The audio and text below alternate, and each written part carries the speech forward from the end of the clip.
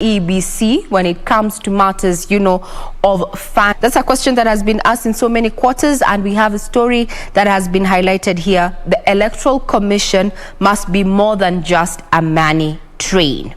Talking about what is happening and as far as the fight of COVID-19 is concerned, I know a majority of Kenyans, from the statistics that we're getting from the Ministry of Health, I remember some 2 months ago, the CS Health notified all those who had taken their first jab of the COVID-19 vaccine and did not show up for the second were to be blacklisted, or so to be termed as not vaccinated against the virus. Now, there's a new development in as far as global medicine is concerned, where a firm has come up with an antiviral pill, to the rescue of the COVID-19. So, if you still fear the injection and you've not had that jab, light at the end of the tunnel. That and so much more will be coming up in not too long. Remember, we are live. You can get us on our official Twitter handle at KBC Channel 1 News. I'm at Ray Manyara. We have a Doreen Arange, that is our traffic marshal. We have a Jane Wamboy and at Victor Olo. Without further ado, let us bring you up to speed with those stories that have been making headlines in the last 24 hours. And we start off in London, while Jocelyn Jepkosgei stormed to victory in her debut appearance at the London Marathon, ensuring the women's title remains in Kenya. The 2019 New York Marathon led top runners in finishing under 2 hours 19 minutes. In the men's race, Kenyan Vincent Kipchumba settled for second place behind Sise Lema of Ethiopia. Compared to an elite-only race last year, the 41 edition of the London Marathon saw 40,000 runners on the course and another 40,000 completing the distance virtually. Olympic silver medalist from the Peckham BMX Club signals the start of tens of thousands of dreams here. The London Marathon, a World Athletics Elite Platinum Label event, returned to a full-scale race on Sunday, and it turned out to be a day of mixed fortunes for Kenya in the 41st edition, held in fine, dry and cool conditions. Women's field is really quite something. Of course, we saw a World Half Marathon. Jocelyn Jepkosgei, winner of the New York Marathon in 2019 and runner-up in Valencia last year, outran a field of 20 elite athletes in her debut London outing. The pace that these women set off at, so if some of them weren't in that sort of shape, they're going to start to struggle now. Jepkosgei cut the tape after 2 hours 17 minutes and 43 seconds, ahead of Ethiopians Degitu Azimeru and Ashete Bekere, who were separated by 20 seconds. Defending champion Bridget Kosgei, racing 2 months after winning silver in the Tokyo Olympics, came in fourth in 2 hours 18 minutes and 40 seconds, 14 seconds ahead of Lorna Chemtai. And savor every single second of this. In the men's contest, 2019 Vienna and Amsterdam Marathons champion Vincent Kipchumba took second spot, 27 seconds slower than winner Sise Lema of Ethiopia. Lema claimed victory in 2 hours 4 minutes and 1 second, making him the 6th fastest runner ever at the event. His compatriot Mosineti Gremeu was third. Finish for Vincent Kipchumba, runner-up last year, runner-up this year, but there's no disgrace in that performance. He's beaten his lifetime best. He's inside 205 for the first time. Defending champion Shura Kitata of Ethiopia finished 6th.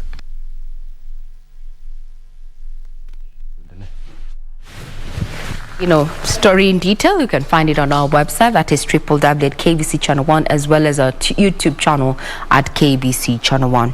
Well in Jocelyn there, as well as Vincent Kipchumba. Now, crossing over to matters of security, where Interior Cabinet Secretary Dr. Fred Matiang'i is assuring Kenyans that fuel prices will soon be reduced. Now, speaking in Kajiado during a funds drive for the construction of the Seventh-day Adventist Church headquarters, Matiang'i said a high-level team has been formed to address the issues with the energy sector that have led to the high cost of fuel and electricity. Kenyans have in the last 2 weeks been complaining about fuel prices that are at records high. And Interior CS Dr. Fred Matiang'i is assuring that the government has been looking into the issue with the view of reducing pump prices. Na nina hakika the price of fuel will not only come down, but even the bills we are paying for electricity, we are going to work hard to ensure that they come down also. While advising nomads to be selling off their huts during droughts, the Interior CS said the government is spending 2 billion shillings in responding to those affected by the drought, which has been declared a national disaster. As government, we will do our best to ensure that we alleviate the suffering of our people. But we want to ask our leaders, please, let us also help our people to understand some very basic things. Ikiwa drought kama hii, do not overstock. Uuza ng'ombe kidogo, utanunua wakati mvua itakuja. He was speaking during a funds drive for construction of Seventh-day Adventist Church headquarters that will also have a school and hospital in Kajiado County, which was also attended by, among other CSS, Eugene Wamalwa and Joe Musheru. We want to see guidance from the church also.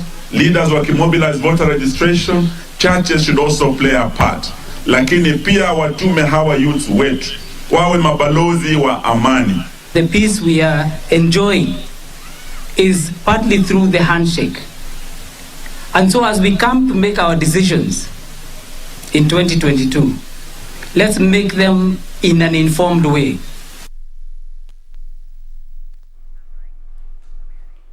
To matters politics, ODM leader Raila Odinga promised to revive the ailing livestock sector if elected Kenya's next president in the 2022 general election. Speaking Sunday, he kicked off his tour of northeastern region. Raila said streamlining the livestock sector would offer a solution to the perennial food insecurity for pastoralist communities. ODM leader Raila Odinga was on a charm offensive in Garissa on Sunday.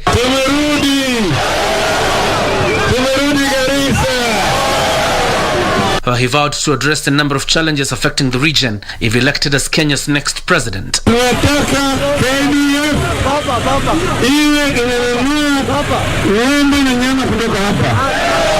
Raila pledged to address the teacher crisis in the northeastern region once and for all that has been a thorn in the flesh for learners.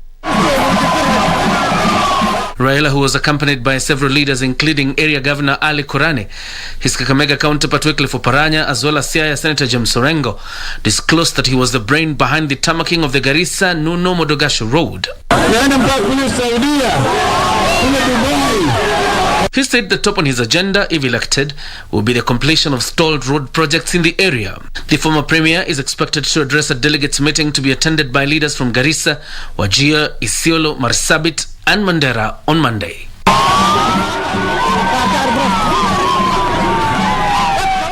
Still on matters politics, Amani National Congress Party leader Musalia Mudavadi maintains the next president will be determined by the masses through the ballot box and not endorsements by individuals. Mudavadi further said that One Kenya Alliance flag bearer will be decided by Kenyans and not political formations. In reference to the recent endorsement of Baringo Senator Gideon Moi as KANU's flag bearer, Musalia said all OCA principles have only been endorsed by the respective parties.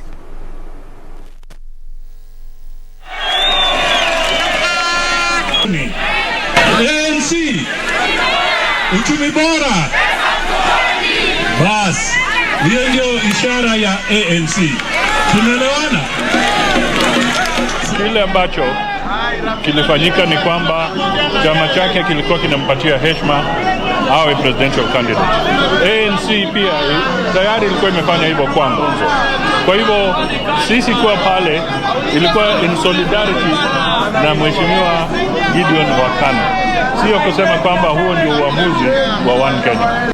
Wale vijana ambao wamehitimu sasa, wale wa miaka 18, tungependa wapate nafasi, wasajiliwe, wapige kura, kwa sababu kura yao itakuwa na maana sana mwaka ujao wakiamua wanataka viongozi wa aina gani. Sisi kuwa pale ilikuwa in solidarity na mheshimiwa Gideon wa KANU. Sio kusema kwamba huo ndio uamuzi wa One Kenya. Speaking when he attended a church service and the wedding ceremony of Amani National Congress Party Nairobi branch chairman Brian Mulama at the Redeemed Gospel Church Buruburu, Musalia Mudavadi called on Kenyans to remain peaceful and make wise decisions at the ballot come 2022. Musalia at the same time urged youths to take advantage of the voter registration window to enlist so that they can exercise their democratic right come next year. Wale vijana ambao wamehitimu sasa, wale wa miaka 18, tungependa wapate nafasi, wasajiliwe, wapige kura, kwa sababu kura yao itakuwa na maana sana mwaka ujao. The same call to the youth was made by Orange Democratic Movement presidential hopeful Jimmy Wanjigi, who attended Sunday service at Makupa PCEA Church in Mombasa County. Wanjigi maintaining he is not ready to drop his presidential ambition for anyone until ODM delegates pick their preferred flag bearer. The young people of this country are going to be about 70% of the vote. Register, register, register. It is important that we are transparent in these elections. The whole country is looking at what ODM does. And ODM has a responsibility as one of the oldest standing parties in this republic to show the country that it is democratic. And the Independent Electoral and Boundaries Commission will officially kickstart the enhanced continuous voter registration exercise on Monday. The 45 days exercise is targeting to register over 6 million new voters, majority being youth who have attained the age of 18 years. Oka's flag bearer will be appointed by Kenyans, says ANC leader Musalia Mudavadi. At the same time, Deputy President William Ruto is urging the church not to lock out politicians, says they not only need spiritual nourishment, but also support. Ruto, who spent the day in Kisii County, where he attended 2 separate church services, used Bible verses to deliver politically loaded messages which call for sobriety in politics to promote peace and cohesion and empowering Kenyans economically. Ama wakitendawili. Hebu nione watu wa UDA, watu wa UDA, watu wa UDA, watu wa UDA. Kisii County on Sunday played host to Deputy President William Ruto, who attended service in 2 churches. The first was Mass at St. Dennis Kenyenya Catholic Church in Bomachoge, Borabu. Thereafter, he joined congregants at Deliverance Church International, Kitutu Central. It is also my contribution on evangelism. I am evangelizing the people in my corner. So when you see them come to church, please receive them and preach the word of God to them. It's the only opportunity you have to show them God. In respecting calls by a section of the clergy to keep politics off the pulpit, Ruto delivered a message inspired by the gospel. In fact, Paul says there are even those who preach the word of God out of pretense. But he doesn't begrudge them. He says, so long as the word of God is being preached, wacha neno la Mungu liendelee. Hata kama mtu amekuja kanisani hapo akitegea siasa, wacha tu akuje, atapatana na neno la Mungu. The Deputy President quoting scripture to emphasize the importance of peace and unity and how his bottom-up approach works. He raises the poor out of the dust and lifts the needy out of the ash heap. And it goes on to say that he may sit him with princes. And in fact, in another fashion it says, he sits them with kings and princes. That is the meaning of bottom up, good people. Kila mtu ako na nafasi ya kuendesha biashara yake. Later, accompanied by a section of leaders from the region, he opened an office block of the Bomachoge Church Constituency Development Funds and addressed wananchi in Kenyenya, Mogonga, Tendere, Ogembo, Ikoba, Tabaka, Nyachenge and Suneka markets in Kisii County. To the counties, where an organization in Kakamega County has started an initiative to mobilize communities to form disaster management clubs and to respond to emergencies. The initiative is set to empower locals on quick action in case of an emergency. Details of this and other stories in our news from the counties. professionals and experts in disaster management Volunteers Association of Kenya in Kakamega are encouraging and supporting community members to form clubs comprising 60 people with the aim of swift response to emergencies within their locality. The association believes through the club system, community members will be engaged in identifying projects that need to be prioritized to address the challenges they face. Through those clubs, whereby they can do the preparedness, they know what they need to do. If there is an issue of floods, they know what they'll do. If it's about building collapses in the area, they'll know what to do. Issue of accidents, they'll know what to do. And then, if it happens, they'll respond. In West Pokot, lawyers in partnership with the Rotary Club Kiserian have begun an initiative to sensitize the community on the importance of trees in averting landslides. During the launch of the initiative, the lawyers, boda riders and community members planted more than 1,000 trees in the degraded Kamatira forest. It is our initiative as members of Rotary Club of Kiserian to contribute to the 10% forest cover in Kenya. We are here with the community members to sensitize the community. In Baringo, poor coordination of distribution of clean water has been cited as major concern. Experts are calling for synergies among partners to address water challenges in the area to avert contraction and spread of waterborne diseases. And WASH cannot work without having access to clean water and access to a clean environment. In Muranga, Ahadi Kenya Trust boss Stanley Kamau is urging the government to provide free legal services to widows in the country. Kamau says most widows lack the know-how on the process and end up losing their property. What I want to appeal to the government and also the county government is to see whether we can have legal officers, especially from the government or even the law side of Kenya, some legal experts who can be able to guide the widows on the issues of succession and the issues of inheritance. In Makueni, a family in Kilome is appealing to well-wishers to help raise 1 million shillings for their kin who requires urgent surgery at the Kenyatta National Hospital to save her life. Magdalene Mutindi was diagnosed with breast cancer last year and her medical bills have exhausted her family's finances. Kenyatta walikuwa wanahitaji 300, hiyo ni ya surgery peke yake. Sasa chemotherapy ilikuwa kando, radiotherapy ilikuwa kando, immunotherapy ilikuwa kando. Sasa hiyo ilikuwa tu ni ya surgery peke yake. Ilikuwa inakuja around 1 am. Ndio nipate matibabu yote ikiwa full, nisiachie katikati.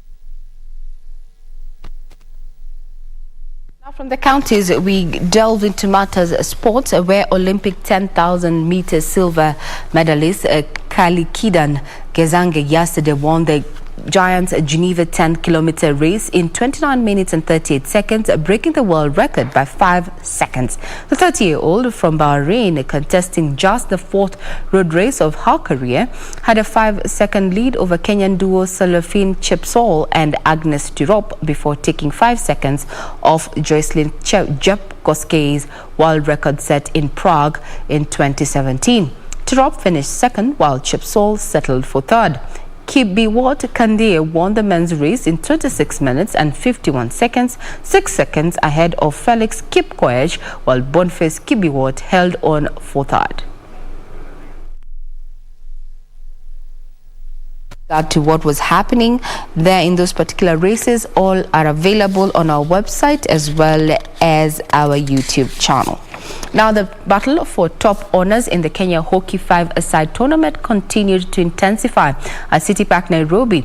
Blazers registered the highest score in the Prem round after ruthlessly hammering Sliders 8-0.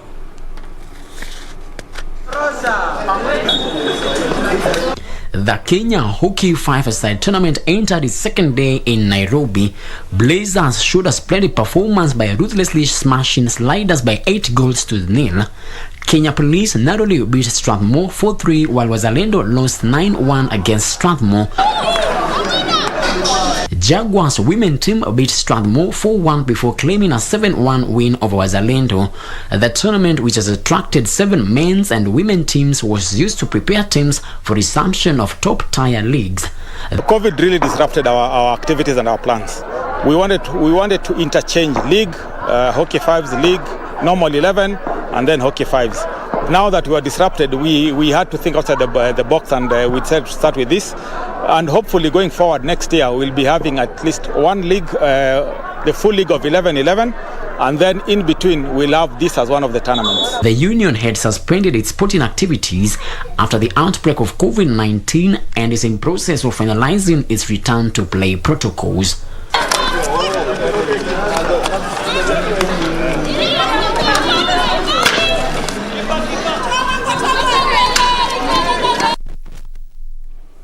Now, before we take a quick breather, Zimbabwe's Tafara Mpofu grabbed a 2 shots lead as the 2021 Safari Tour Season 4 second leg got underway at the TAF Playing Vet Lab Sports Club course on Sunday. The second round, which will decide the top 20 who will proceed to the money list, is set for today. 24-year-old Tafara Mpofu from Chapman Golf Club in Harare shot 3 under par 69, a round that included 4 birdies and a bogey at the front 9 and only a birdie and a single bogey at the back 9 to take the lead as the 2021 Safari Tour Season 4 second leg got underway at the Vet Lab Sports Club course on Sunday. Following Mpofu in tying second with 1 under par 71 was another Zimbabwean Robson Chinhoi and Muthaigas Nelson Mundanyi.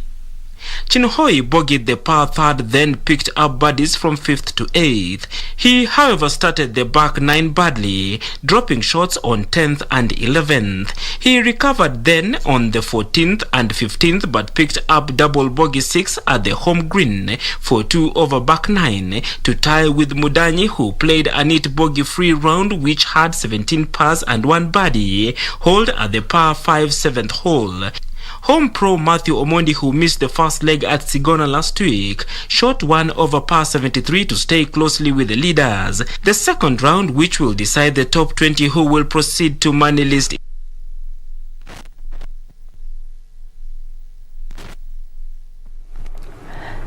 As you sip on that hot cup of either choco or coffee, let's take a quick breather. We'll be right back.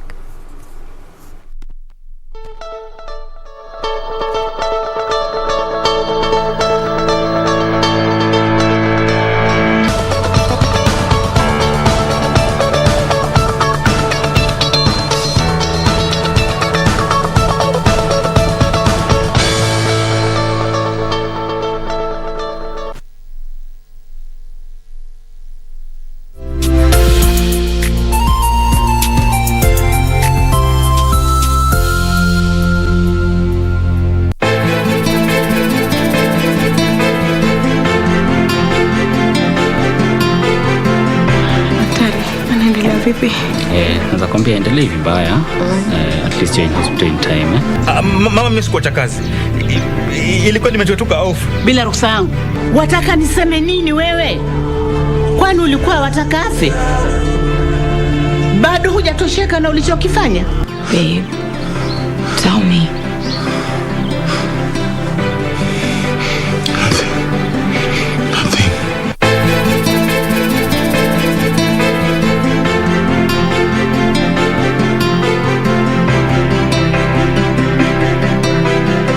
Was a big mistake.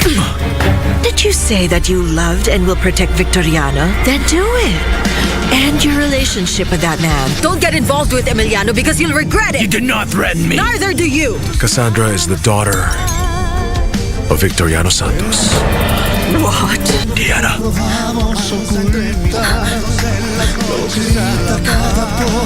What? Alejandro.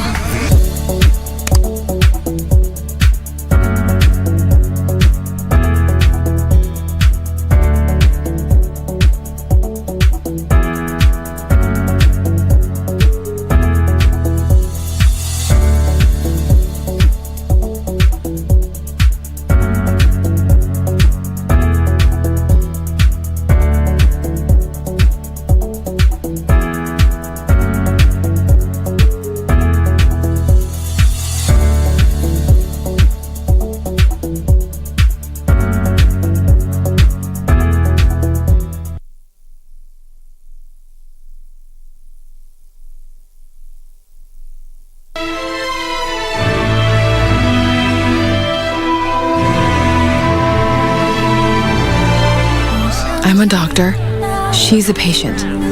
It's my duty to treat her. There's no drug in the world that can speed up her recovery. If she can't control her anger, I'm afraid that not even time will work. So it should be phlegm retention and yin damage. Nonsense! This bitterness is unbearable. This is the best you can do? Give them 20 lashes each. Get them out of here! 不相见那一人那一面，也不愿你我错过的流年。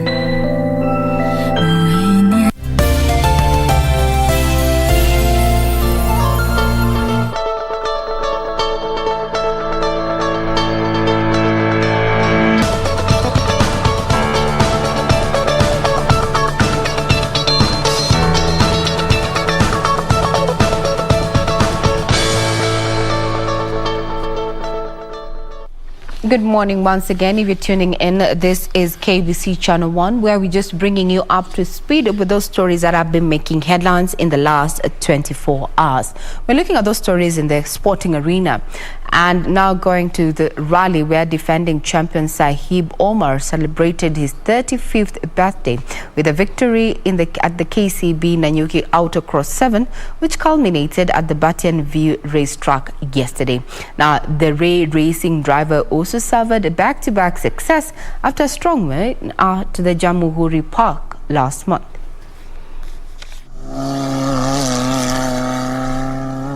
Defending champion Sahib Omar won the KCB Nanyuki Autocross 7. Omar had his campaign effectively sewn up when his closest race adversary Eric Bengi failed to match his hit times. The Nanyuki victory went down as Sahib's third of the season after his previous two at Jamhuri Park racetrack in Nairobi. Driving a Subaru Impreza GC8, Sahib ran quickest in the early morning practice loop, in which he beat Bengi by 3 milliseconds. Sahib was 2 seconds faster than Bengi in the second heat and again 5 milliseconds quicker than him in the penultimate heat. Sahib also bagged 2 championship bonus points after setting the fastest time of the day in the second heat, which he cleared in 1 minute 54.72 seconds. The four-wheel drive log leader Lovjet Singh failed in his bid to fight the top 2 after he suffered a few gremlins. Yuvraj Rajput emerged the winner in the Bambino class, beating round 6 winner Karanveer Singh. Hamza Anwar won the open class by beating his dad Asad Anwar. Sam Karangatha registered his third of the season in the two-wheel drive non-turbo car class, beating his rival Rajveer Tethi. Now, when you talk about rallies, we also had a rally in Finland there, where Frenchman Sebastian Ogier missed out on his winning the 8th title of his after finishing 5th at the Rally Finland, which ended yesterday. Now, the weekend belonged to Welshman Elfyn Evans, who won in Finland ahead of Estonian Autotank and Irishman Craig Breen, who were 2nd and 3rd respectively. Come to a close matters in the headlines. Let me just give you an overview of what was happening over the weekend when it comes to soccer. Let's start off with Barcelona and Atletico Madrid there, with former Barcelona striker there, Luis Suarez, who heaped more misery on his old club, that is Atletico Madrid, and claimed a 2-0 win, at the La Liga victory over the Catalans at Wanda Metropolitano on Saturday. Further on, let's talk about matters of Juventus there. Serie A, where Manuel Locatelli struck late to earn Juventus a 1-0 win over Torino in the Turin derby on Saturday, as the old lady continued to stretch their winning run 4 games in all competitions and kept a Serie A clean sheet for the first time in 7 months. Now, on Sunday, let's not talk about Arsenal and such. We'll get to that later. Sunday EPL results: Liverpool drew with Manchester City there 2-2. That's a draw of 2-2. Crystal Palace also drew with Leicester at 2-2 there. Tottenham versus Aston Villa, where Tottenham beat Aston Villa, or rather 2-1 there in favor of Tottenham. Remember what happened to Tottenham at the hands of Arsenal there, but that's neither here nor there. West Ham versus Brentford, where Brentford thrashed West Ham 2-1. 1. Talking about Arsenal, there is that Arsenal boss Mikel Arteta said that he did not deserve a toothless attacking, display in a 0-0 draw on Saturday. But he continues to relish that they beat Tottenham Hotspur. But if you look at the fixtures, or rather at the table standings, I am yet to see Arsenal at the top 10. They're still practicing bottom up. But that's that. We continue being Manchester United. It is a wrap. You can get all these details on our website, that is www.kbc.co.ke. And away from talking about matters sports, especially Manchester United, we remind you we are always united. That's about glory Manchester United. We'll get there. Anyway, before I rile Victor to that, let's introduce Traffic Marshal A1 Doreen Arange with updates this Monday morning on our major roads. To you, Doreen. Victor is just smiling there, but nonetheless, time yako itafika. Anyway, so this morning on the roads, this shall be our focus today. This is actually how the expressway is supposed to be looking like once it's complete. Just a latest report that was in 24th September that was released saying that this particular expressway is going to be complete by December 2022. Earlier on, it had been announced by around February, March, so that was to be early next year, but now it shows that it's going to be late next year. The project began in October of 2020, so it's going to take, it will be a project that would have taken roughly about 2 years there since when the project began. That is in terms of the construction. It is the first project to be undertaken in this country under what we call the public-private partnership. That is the form which is being used by this particular project. And of course, later on our traffic link-up segment, I'll be trying to make you understand when they talk about the 27 years that the company is going to operate this particular route or project, what exactly it means by that, and what exactly Kenyans will be doing during this 27 years. But at least as of now, this is how it is coming along, really taking shape really well along this particular route. This is Mombasa Road. Also some sections of this road which had been closed, areas around Baricho Road, some sections of Mlolongo area, Wayaki Way, cutting through Westlands. At least some sections of this particular route have already been opened up to the public for use. And the major concern, especially amongst Kenyans, was that if this project is going to take that long, then how will Kenyans manage the traffic? And this is why when they close some sections just for the purpose of construction, it gets to a point, they open it up a bit, again, just to ensure that at least there's a smooth moving of vehicles. Like I mentioned, it's the first project to be taken under what we call the PPP, that is the public-private partnership. And the company that is constructing this project has been mandated to just design it. So the way it is looking like, it's all as a result of that company designing it, constructing it, operating and maintaining even afterwards. In this particular project, that is the Nairobi Expressway. The project begins from Lolongo, that is along Mombasa Road, which also shall be checking the traffic flow along that area, cutting through the city center, areas of Uhuru Highway, Wayaki Way, all the way up until James Gishuru. So it will also have elevated areas, and areas especially around Haile Selassie Kenyatta Avenue, those will be the lower side of the road. Then we also have elevated areas beginning from Ole Sereni, that's along Mombasa Road there. So right now we just look at how it's been coming along, but in the next link up segment we'll try to look at how the traffic flow is looking like around this area. In fact, even before we get to the next link up segment, let's just quickly look at that traffic flow there.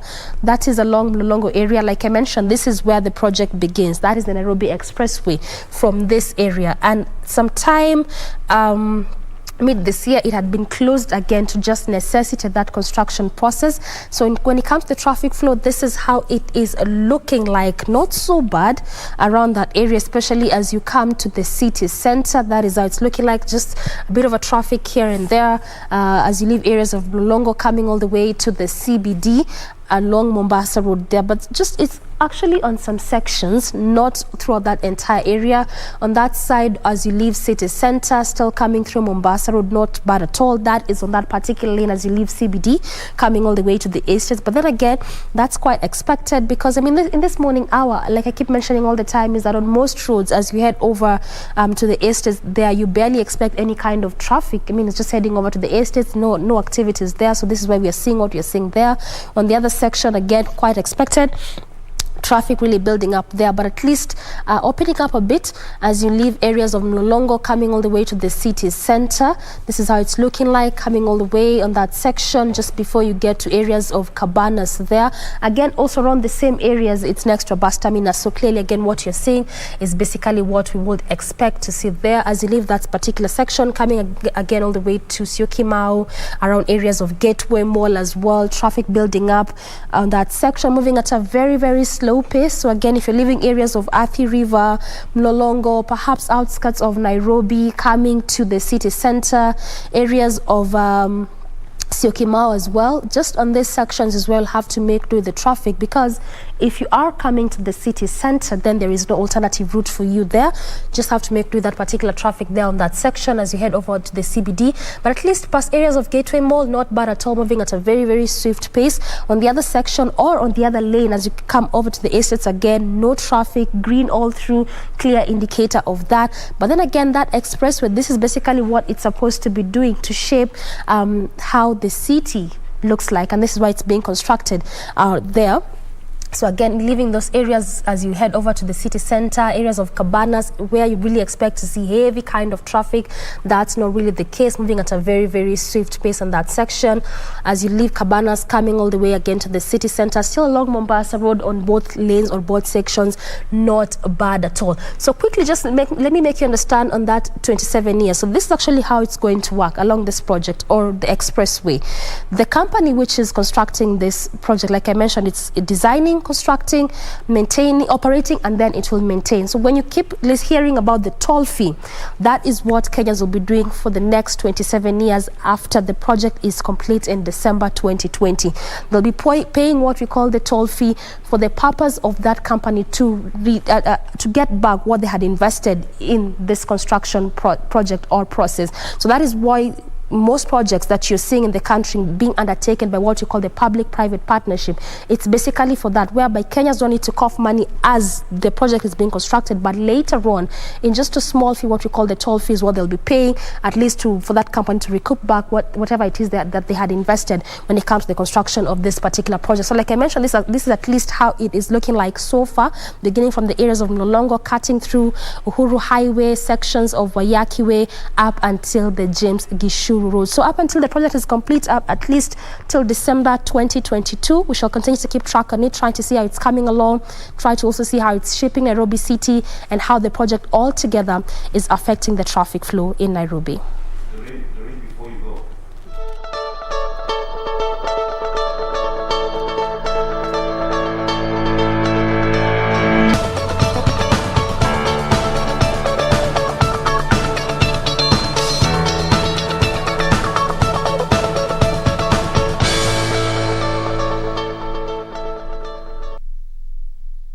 Welcome back, and here we are again. Just before Doreen finished the traffic update, Doreen, there's a story here that I've just read on the newspaper, and it's traffic related, and it says that beware of wild animals on Nairobi-Nakuru Highway. It says that the closure of wildlife corridors, fencing of ranches, and current drought blamed. So in terms of traffic, Doreen, most people who are applying that route, and we know that that highway actually links better part of Kenya and the western side of the country. So I don't know, how is it going to be now that the wild animals are also going to be crossing that particular road, Doreen? It's just like the way we see in areas of Rongai. Yes. Some sections of that area. Rongai, Naivasha. Yeah. And sometimes the question is, have human beings invaded the habitats of the wild animals or even the animals, or is it that perhaps Kenya Wildlife Service needs to do more? Yeah. You know, sometimes there's a bit of that question, but when it comes to traffic flow, of course, anytime we see these animals encroaching, it leads to heavy kind of traffic, because then again, you have to engage the services to come and try and see how they're going to at least remove the animals for people to move from one side of the road to the other. And again, we know that that area is one of those busy roads, what is normally referred to as the Northern Corridor. Yeah. And this is also why we are seeing, the moment the expressway is going to be complete, it's also another project which is going to be undertaken by the Japanese company, try and expand that road, because why it's also called the Northern Corridor is because of that single lane. So what they'll be doing, they'll be expanding it to dual carriage road, it will have a specific of 6 lanes along that route. Yeah. So when they expand it, so it simply means that some sections of that, in terms of how they'll be expanding it, at least they'll move to bits of those areas that are not touched, just to try and ensure they expand it well, to at least accommodate more Kenyans or more road users. And also they'll demarcate that section, at least to have proper sections put in place for road users and proper sections put in place for animals, to make it easy for animals and to make it easy for the road users. So that's a project that is still underway. At least after the expressway will be complete, because again, it will also be the second project to be undertaken by what we call that public-private partnership. Yeah. All right. Okay. And then again, just to jump into that conversation, yes. Looking at the expressway, it was estimated to be completed in 4 years' time. But given it's already been 2 years, and they, as of last week on the papers, they indicated it was between 64 and 70% done, and they're hoping to officially open it to the public in April as of next year, when the president commissions it. I think that's record time for such a structure, you know? So it was done. In less than 4 years. Actually, that will be 2.5 years or so. Yes. Yeah. By then. So let's wait and see. It's going to be good news for us as a people. Exactly. All right. All right. Yeah, okay. So let me just say once again, good morning. It's that 4th day of September, new month. I hope it's not too late to say that. Again, IEBC Chairman Ofello Chebukati will be speaking to the media later on in the day. Remember, the mass voter registration kicks off today, and it will be launched in Nakuru County for the next 30 days. And the IEBC says that they target to register at least 6 million voters during this particular exercise. And if you have not been registered as a voter, or you registered but you lost your voter's card, then this is another opportunity for you to renew your voter's card, or rather take a new voter's card. Remember that that vote is quite important for you, as you will be going towards 2022 general election, for you to exercise your democratic right. So we'll be talking, we'll be waiting to see how the chairman of IEBC, Ofello Chebukati, what he will say. And talk of Chebukati, on the front page of the Star newspaper here, Chebukati angered by directive on foreign cash.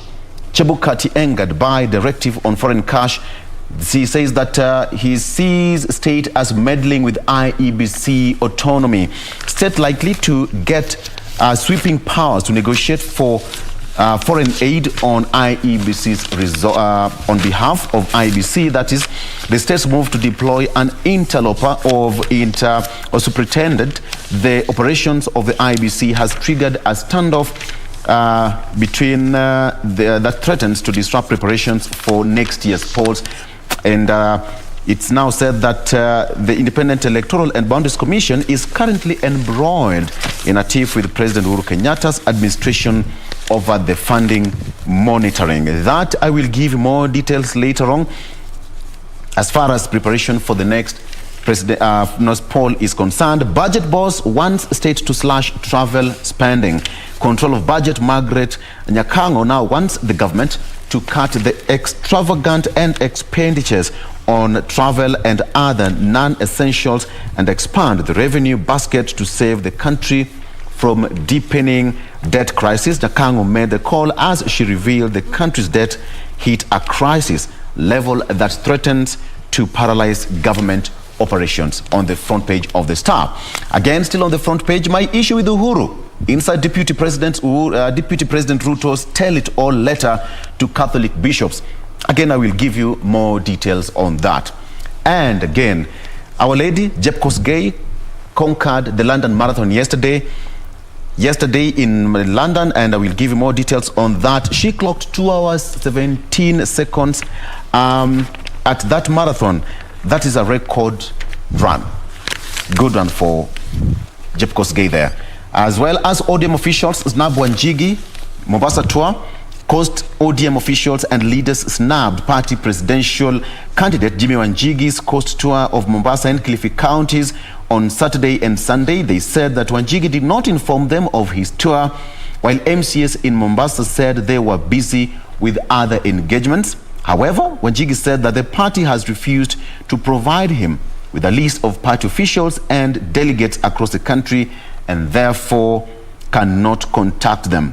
Wanjigi was at a service at PCEA Makupa Church on Sunday.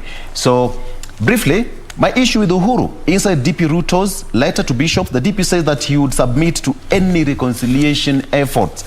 The DP said that he respects the president's decisions to configure his administration as he considers most suited for the best expression of his vision and delivery of government agenda. The bishops claimed that Ruto and Uhuru blocked their bid to reconcile them, saying they are yet to respond to the invitation for talks.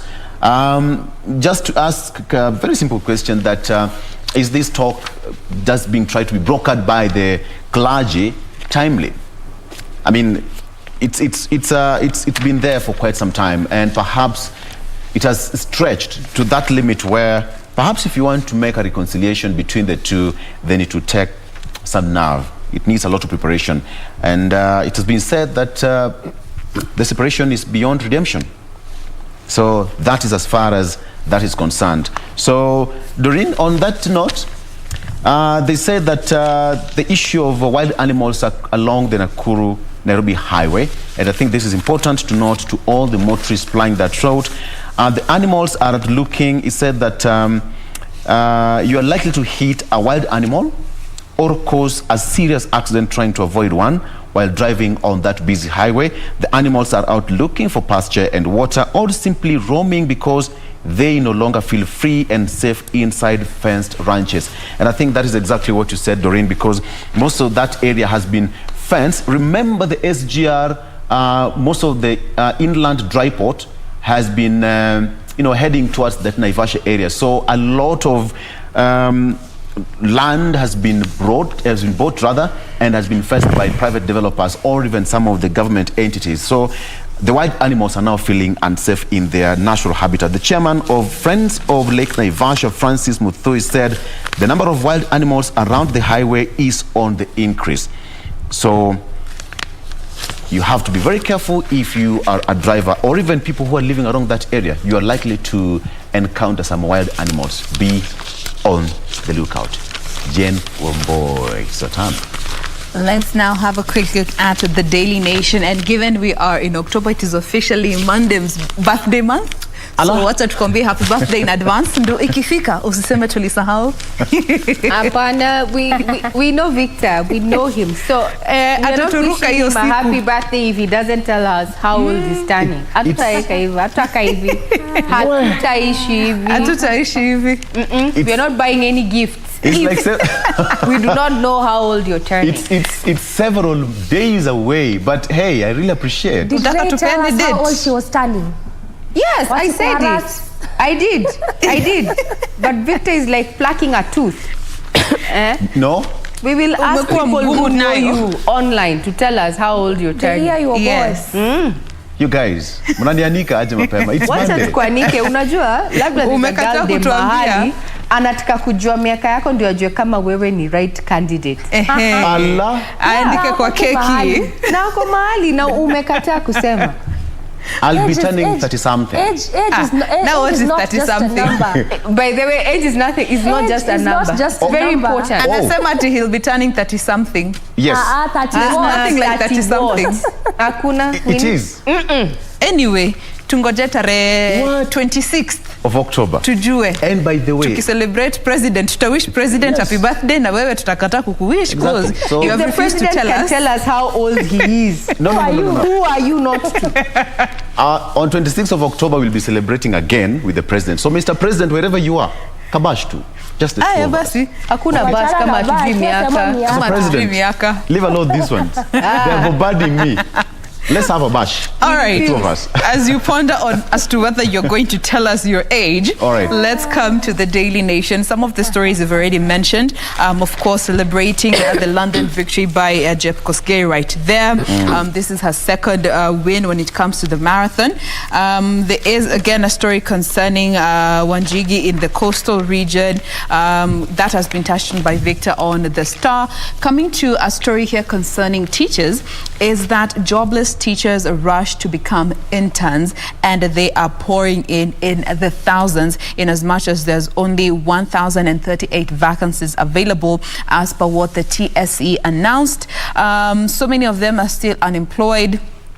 Both in the primary and the secondary side of the divide. We'll be giving you details as has been captured on this particular daily. Coming to a story that I do believe Regina touched on our GMK news brief, with Matiang'i saying, or rather promising, a cheaper fuel and power, with fuel prices could be reduced this week as the government convenes a crisis meeting with stakeholders in the energy sector to just try and get a hold of the situation, because things are seemingly blowing out of proportion. Coming to the main read, Ruto pours out heart to church on Uhuru fallout. And in regards to it being a top agenda, the DP lists some of the issues he wishes to discuss with President Kenyatta during this proposed reconciliation meeting, even as State House declines to comment on the offer by the Catholic bishops. And if you remember, there was a letter that was dated, I think, the 16th of September, yes, by the Deputy President to the Catholic bishops, where he proposed that they be the mediators in this, reconciliation meeting with the President. And now Catholic bishops are hoping to lead this talk between the two leaders, but as it stands, they are yet to receive communication from the State House in regards to the President's stand. But then again, the DP went on to emphasize that he still remains to be available for these conversations wherever they will take place, and no condition whatsoever is he putting forth. So that is the Daily Nation for you in regards to what has been featured on the front page. Doreen. Perhaps you can begin from that story on concerning the roads, which is a story that has been captured on the front page of the PD. And just as we talk about the expressway, with the new report which shows that it's expected to be complete by December 2020. There's also a new report, this is from the State House chief, that is Nzioka Waita, who also says that very soon the president will be opening up the various bypasses that have been constructed here in Nairobi. And all this is just in a bid to shape how the city of Nairobi looks alike, and as we gear up towards new projects that are being also spearheaded by the state. This in regards to the BRT. We have also seen that slowly taking shape along Thika Super Highway, as well as various roads which have been earmarked for that particular project. So we have that particular article, and as we get to the details, I'll be telling you more about that in just a short while. To matters politics, the ANC party leader, that is Musalia Mudavadi, now talks down on the issue concerning political endorsements, and he has been so big about saying that endorsements are not quite the thing, and that politicians just should go to the ground and speak to Kenyans or citizens and let Kenyans choose whoever they want to choose based on the various policies that a politician has, as opposed to the endorsements. And we also have concerning the issue of education, as we know, schools are set to reopen for the second term, that is come Monday next week, and now there's crisis as parents struggle to raise fees in 1 week. Just going by this particular article, is parents turning to Shylocks and borrowing exorbitant amounts of money just to raise fees for their children. Some saying that their children might drop out of school because they don't have that fees required to take their children back to school. But we also know that there's a place for the government in this, and as we get to the details, I'll also be telling you a bit about that and perhaps what the ministry is also saying in regards to that. Coming to some health matters now, at least a bit of a reprieve for HIV and AIDS patients as Global Funds resumes grants in the HIV and AIDS war, in as much as they had been trying to at least help here and there, but that grants had stalled a bit due to various issues, key among them being the irregularities in the Ministry of Health in 2017. But at least as of now, as it stands, due to the funds or the grants that they channeled to the country, that is, they donated 7.5 billion to just fast track the country's response to the disease in 46 devolved units. And also I'll be telling you why in all of these counties, why Embu County in particular will be missing when it comes to that funds as the disbursements of it begin. And also again, Pfizer vaccine to be administered from today as syringes land into the country. So again, just going to show by that, just Kenyans need to go out there and take the COVID-19 vaccine jabs. And yes, that's how the front page of the People's Daily looks like. Now, looking at the front page of the Standard just summarizes what we have on our various dailies that have already been sampled out for you. The London Marathon there taking center stage with Jocelyn Jepkoski finding herself on the front page of the Standard this morning, being the 4th of October 2021. Then, run up towards the 2022 general elections, the political scene is quite fluid. From the endorsement of KANU flag bearer Gideon Moy there, Baringo Senator there, to conversations by OCA members, including ANC Musalia Mudavadi, retaliating that the flag bearer of OCA is going to be decided by Wanjiku.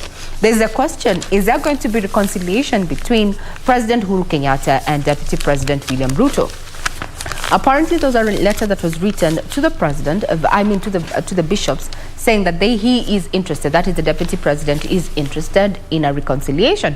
However, State House has not commented even in follow-up in regard to that particular state. So what happens with the kind of, rift that we are seeing between the dynamic duo who took the country by storm? Remember the matching ties, the conversations, karibuni chai and such?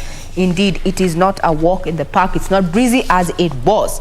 5 questions on Uhuru Ruto delayed talks. That's a big read on the Standard this morning, where the deputy releases letter to deny claims by clerics that he has not responded to the invitation for dialogue with his boss. He instead accuses the clerics of dishonesty. In all this, where does the truth lie? Remember, we are charged as the media to give you information, and for KBC Channel 1 being the national broadcaster, it is also a great honor to just unpack for you facts and myths so that you may be in the know. So that is what we have in as far as politics is concerned, as well as just looking at matters of funding of the Electoral Commission. Remember, it says that it has not received the full monies required to run a transparent and accountable process. Will they get the money before the elections come 2022, at a time when we're going to be kickstarting the voter registration in Nakuru today? As we continue just getting those stories and getting more details, let's take a quick breather. We'll be right back.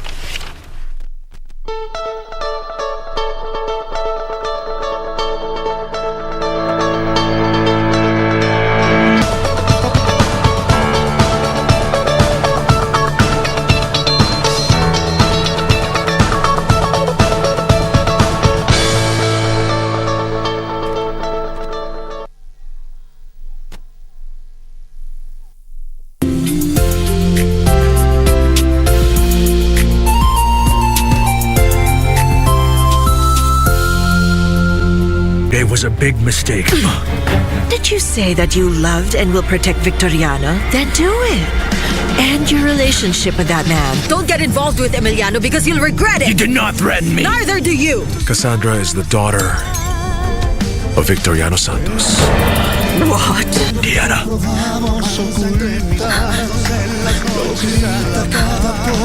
What? Alejandro.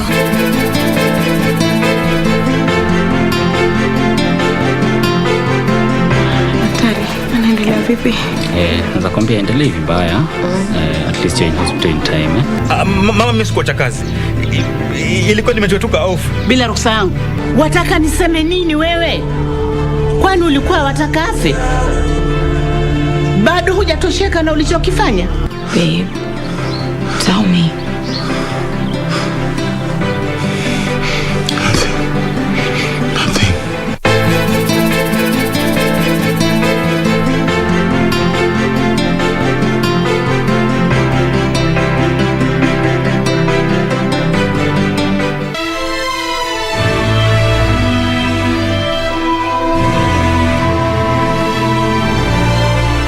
I'm a doctor. She's a patient. It's my duty to treat her. There's no drug in the world that can speed up her recovery. If she can't control her anger, I'm afraid that not even time will work. So it should be phlegm retention and yin damage. Nonsense! This bitterness is unbearable. This is the best you can do? Give them 20 lashes each. Get them out of here! 不相见那一人那一面，也不愿你我错过的流年。某一年。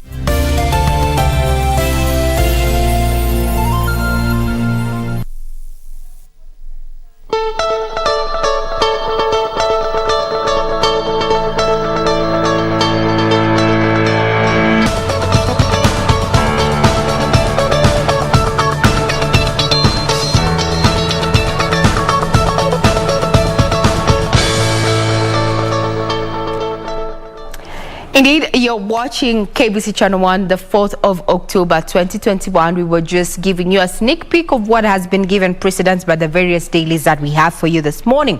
And in the fight against COVID-19, those who are, worried about, and scared of injections, or rather syringes, well, there's been a new development in the globe where a company, a molnupiravir, where? Jesus. Okay. Good news in the world relying on a vaccine to create herd immunity. And this is a pill. It's an antiviral pill. So if you are scared of having an injection, well, the world has made a step to make, the COVID fight easier. So far, 775 persons have participated in the study in the United States of America. Our producer, Fathilias Man, says, amen. It's been long overdue. And I think he's one of the people, if this actually comes to Kenya, he is going to be among the first people to take this particular pill. Manufacturers are seeking the emergency authorization from America's FDA. The drug is to be administered to high-risk population once they show the symptoms of COVID-19. Now, the predominant side effects, not that it doesn't have side effects, but the predominant side effects for both pills was headache. Just a headache. And remember, this is, you take 2 tabs. 2 tabs. But from where I sit, I think they need to have a code name or a short version of the drug itself, the pill, because it's a mouthful. Maybe it's because of where I come from, Merumbebe. Our tongues are a bit heavy, but hey,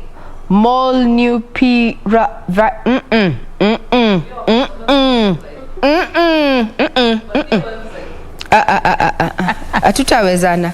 They need to, either they say the more pill, the more COVID pill, that works. But now this other one, Merumbebe, cannot pronounce it as it is. But remember, you can get further details on our website. This is not something to joke around with. While they're seeking, the manufacturer is seeking authorization, emergency authorization from FDA, that is the Food and Drug Administration. If approved for emergency use, it will to be administered to high-risk populations once they show the signs of COVID-19. 2 pills. 2 pills. According to Merck's, that is MERCK's clinical trial, the pill has shown to have risks of hospitalization and deaths in people for COVID-19. Well, Viva. I fall into that category where injections, unless when necessary. And actually the prick is not the issue, it's the weight when the doctor is filling the syringe with the meds and you just know that is getting into your system. That is terrible. If they could just do it quick, fast, and it's done, well, maybe. But because they have to, I don't know why they have to, hit the syringe. I don't know. I had to get. Why do they do that? Out. No, it's to get the bubbles out. To get the right amount.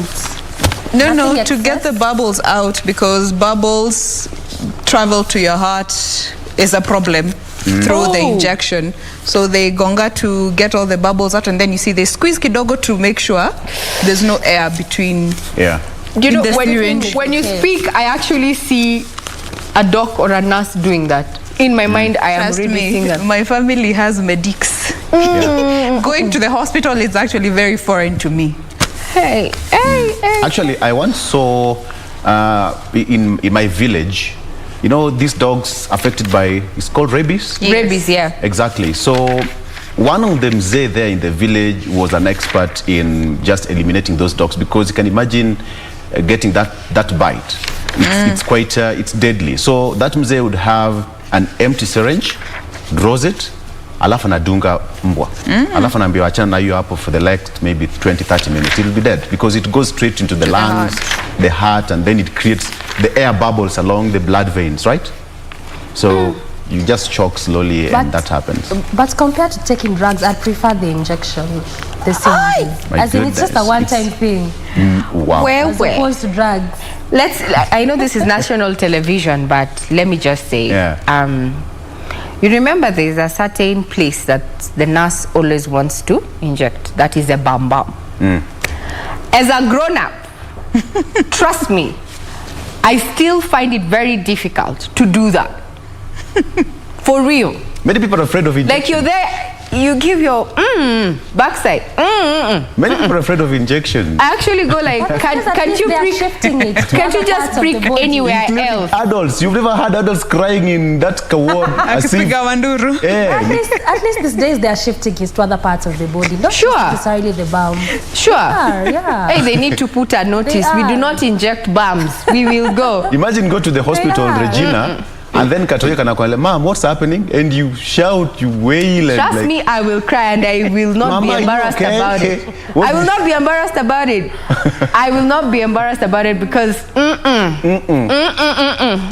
it's too much. Some of us take injections like Njugu. Yeah, I mean, it's way better compared to taking those How drugs do you for see like it 10 or after? 5 Do you know an injection at the backside, you'll be working like, no. Imagine an injection, you're there with the nurse or the doctor, you're done. If it's on your arm or your bum and you're done. But the drugs, like for 30 days, 10 days, you even forget it. Tutatembea nazo, even if it's a sack. We will carry them, even if it's a sack. We will carry them. That thing at madam, nyorosha. Then they, they do the strap. You want to get that Then vein. they try to get the vein. Sometimes, yes, the veins even disappear. Now you're scared to a point that the veins disappear. Now we know what weighs you down. We needles. Now we know. Injection. Injection na kuku ya not good friends. Ngumu. Today we know. Kavira small thing. Give it to. Aish, when you say that, I'm actually getting goosebumps. I can't. Injections are not my thing. They're just not. All right. Back to newspaper again. Talk of needles and injections and medication, mambo ya madawa. Now, Pfizer vaccine to be flown to Kisumu and Mombasa. This because they survive in extremely low temperatures of negative 70 degrees. So Pfizer vaccines meant for Mombasa and Kisumu will be flown directly by air to reduce cost, according to the health ministry. The two are among counties that will receive the vaccine due to its stringent temperature requirements. And now the ministry had earlier disclosed that due to that nature and storage requirements, the vaccines might not be taken to some parts of the country to avoid wastage and ensure efficacy. So that is what's going to be happening there moving forward. There's that story of Chebukati in war with the state over foreign funding. We'll be discussing that later on the next hour on Iron Politics with our analyst here in studio, just to get the gist of that story on how it will affect 2022 polls. So you need to stick around for that, as it is going to be our topic of discussion here later on in the hour. There's a page here on the Star. We still have people looking for relationships and all that. Their numbers is it that serious? It's a full page. It's a full page. But there's one that has just interested me. Where's that?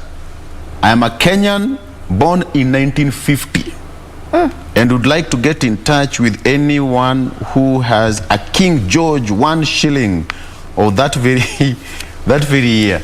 Anatafuta King George. Another one says, I am, yes, instant hookups. No, Victor, let's get that right. Someone who was born in 1950, that makes this person 71 years old. Yes, so I think he's looking for a coin or a partner. We need to understand. A coin. For a coin. A coin. Yeah. King George. Then you should put it in the advertisement segment, not the dating scene. Because when you say dating, we do the quick math. That's age 71. What are you doing?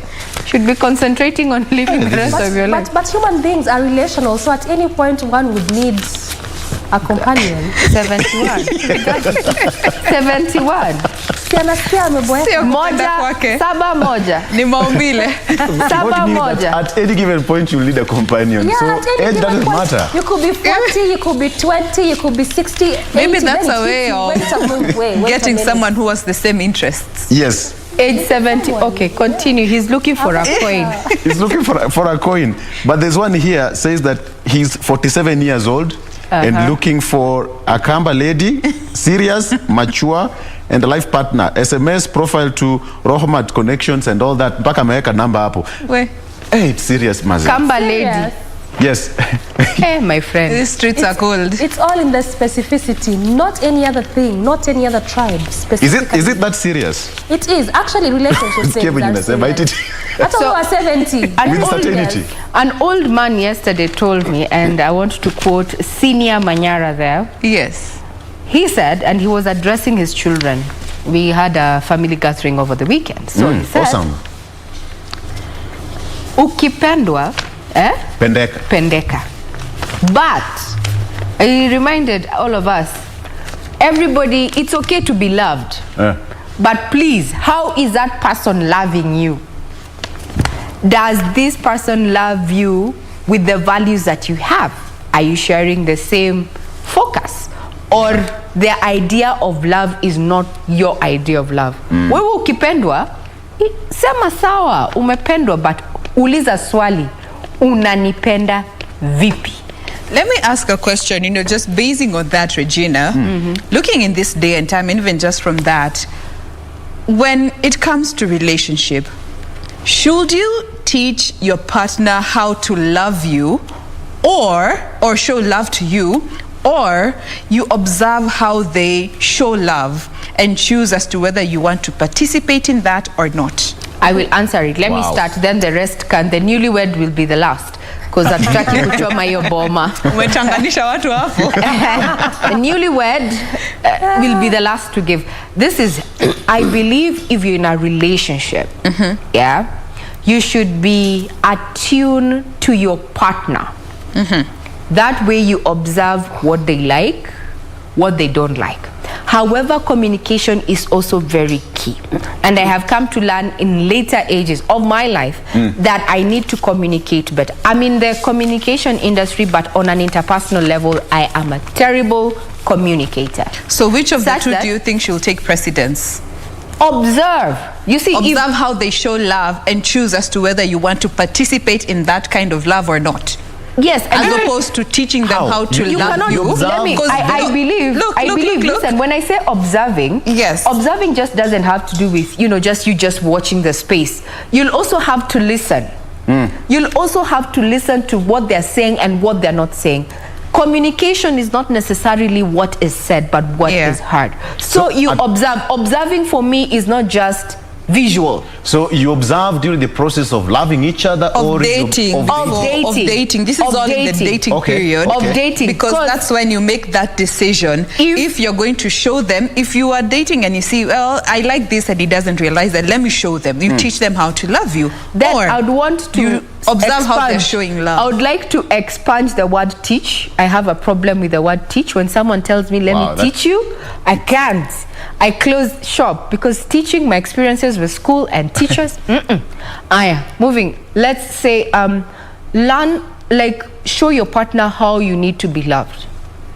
Isn't that teaching them? Yes. Express how you want to be loved, because people are different. People have different languages of communication. There are those who prefer gifts. There are those who prefer acts of affection, words of affection. There are people who are attuned to touch, Quality time. Yes. So you need to know the language of communication for your partner. Okay. Sounds... Able to skip Victor before we get to Victor to you. No, whatever you said. Over to you. Don't say whatever. Today you've been very ambiguous. That is something. I'm just curious on, you need to tell or teach your partner or have a conversation and tell your partner, the styles and ways and, methods on how you should be loved. But then again, don't you think that will come like conditions? Because love is unconditional. Again, if you love someone, then let it come deep down from your heart. You see, love is something ambiguous. Ni Mungu tena jua. Somebody you just love just because the way you cook ugali. Just that. Somebody say, I just love you because the way you interact with your friends. That's it. But I'd also want to ask you, as you love that person because of how they prepare their ugali. I think those are facets. how are you expressing your love to them? They already make. I get it. Yes, they make that good ugali. You like it the way she makes it. It slaps better when she does. You know, or you even like the way she interacts with her people, and you're like, by the way, that is one thing that drove me to you. But Victor, the issue is, how do you express your love to your partner? Okay, well, I think it is personal, because what works for person A to person B is quite different for person Z. So the way you put it, communication is key. Some people just love to be appreciated, just that. You know, how do you show love? Yeah. Some people just want to be respected. You know, just show them, don't nag them, have a clear communication. You know, remember the simple things like birthday dates. The simple things like... We get the message. We do. You know, the birthday dates. Leo ni siku yetu ya baptism. Do you remember when I was baptized? I graduated this year. You know, all those simple things. You know, how do you relate with my in-laws? How do you respond even to your neighbors? You know, even to that random guy on the street, the random acts of kindness. You know, the simple, small things. Okay, life is wide. Na Mungu ndio kuna hiyo secret. Newlywed, as we come to a close. Newlywed. As we come to a close. I think... Acha tusikie kwa Mungwana. Tunasikiza. When I grow up. Should I be taking notes? Yes. Fresh from the shelf. I got no... Minutes. minutes. Yes. How many minutes? Usimalize show na hiyo conversation. Usimalize show. Yes, kifunge show. Let me say this. Just going by your question. We are listening. The question was, which one should take precedence? Yes. Observing versus teaching. Rather showing. Let's use the word showing. Please, thank you very much. Thank you, Jay. Observing versus showing. Showing, yeah, yes. showing. Showing, which is in line with teaching. Teaching. Is it? To teach. Let's go with the word show, because phrasing seems to be... No, let me just go with your first question, which was teaching. Yes. Let me just go with that bit. Why I want to say that is because, you see, when it comes to relationship, what will work for me may not necessarily work for you. Yes. What will work for my partner and I won't work for Ray and her partner. We are listening. We are listening. Or Victor. So the thing is, you study your person. You first of all, you study yourself. What are the things that make you tick? What things do you like? Okay, hold. We are taking notes. Just chill. We are taking notes. Study. Study yourself first. What things do you like? What things are not? What things do you like? What do you like? The things that. Where do you want to go in life? What are your goals? All of that. Where do you want to... Miss O. Pole. Lectures. Tunandika. Mnaribu hii class manze. Aya. No, I'll go with the observing versus teaching, and I will say you start by first studying yourself. For you as a person, mtu akikuuliza who are you, it's not what you do. Your career is so different from who you are. So how do we write that? We are taking notes. You are kuharibu class. You're actually destroying my trail of thoughts. Sorry. So understand yourself first, know who you are, things that make you tick, things that you like, and all of that. So when you meet someone, you know, even when you're having these conversations, you already know what to tell this person. And why I began by saying what would work for me may not work for someone else, because Regina was going with observance. And for someone else. Teaching. Why I'd go with teaching is because in life in general, people treat you how you teach them. People treat you how to treat them? That's a point. Even in your workplace, the things that someone will do to you and you go like, I don't like this, they'll know that this person doesn't like this. And if you verbalize them or non-verbally, they'll just know this person, if you point, this is a place where you don't cross the line. Regina and Diki. Life in general, people treat you how you... Victor, stop spoiling. People treat you how you teach them. So even in relationship, your partner will treat you how you teach them. And teaching them, see ati mmeka sasa na kwambia you know me. See class, it's everything you do in general, from your conversations, from the things you speak non-verbally, from the things you speak verbally. All this is teaching. That's why even they say in marriage, you'll never learn everything even in 20 years. Because there's some things someone begin doing at 21, 22, and you wonder, Teacher, Jen has a question. I never quite knew this thing about this person. So it's just a learning process. And teacher, there's someone here. Teacher? What's our question? So... Love is not unconditional. It's not. Do we agree on that? To some extent. Let me just say this. It is not unconditional. Let me say this. In as much as we say love is unconditional.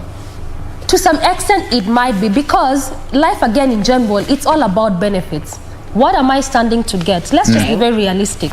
See, that's why I say, is it a question of showing your partner how to love you, or you observe how they show love and choose as to whether you want to participate in that kind of love or not? Because then again, we always say you shouldn't be wanting to change your partner. You love them as they are. In loving them as they are, doesn't that boil back to seeing how they are and how they do their things and how they show love, and choosing as to whether you want to participate in that or not? It's all this. And on the flip side, you have to, when you decide to participate in that, then comes in showing them how to love you as you move along. Can I chip in? If you choose to participate, Jane, from where I sit, if you choose, there are things, aspects, facts, and such that make you say, by the way, Mandem is my man. That is my kind of man. Say that again. Yes. Yeah, Mandem is my man. Yeah. Say that again. Mufasa. Well, Mandem is my man. Yes. And it is because I have seen something in him that pulls at certain strings. You observed and decided to participate. You know, there are people who get ticked by different things. Yeah, there are people, they're different tastes and likes, men, women differently. Of course. See, you can meet someone, and one of the people you're seated with, you're like, they're ogling at that person, and you're wondering, huh? Or even interact with someone and you find someone is swooning over this person, and you feel nothing yourself. It doesn't make sense to you. Like you're wondering what's going on. So when it comes to this relationship, that's what I said, you observe. And when I say observation, it's just not visual. So how does that person make you feel? Okay. So how do they make you feel? All right. As we conclude this discussion, from what I'm gathering, you observe first, then you choose to participate, then you get to learn each other's love languages. That is it. They all go hand in hand. Yes. With observing and showing your partner. Yeah, because you cannot show someone you have not looked at or interacted with to get to a point, a comfort zone. What Doreen said, study yourself. You know what you want. You know what you want. All right. Is this person who is coming have a semblance of what you might actually want? Then after you've made that observation, get to that process. Get to learn each other. Know the languages of communication. Safari inaendelea na Mandem. Hey. Ati safari inafanya nini? Safari inaendelea na Mandem. Inaendelea na Mandem. That is the end of GMK Talks. Back to the papers.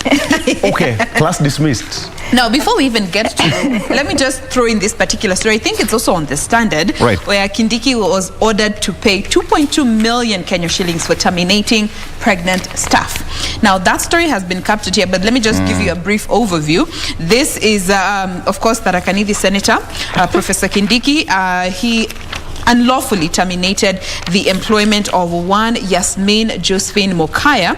And just looking at her employment history at his law firm, she joined the law firm back in 2015, the 2nd of June as an intern, and early 2016 she was absolved after she was admitted to the bar. And it was in let's get this, which year was this? Is it 2018 or 2019?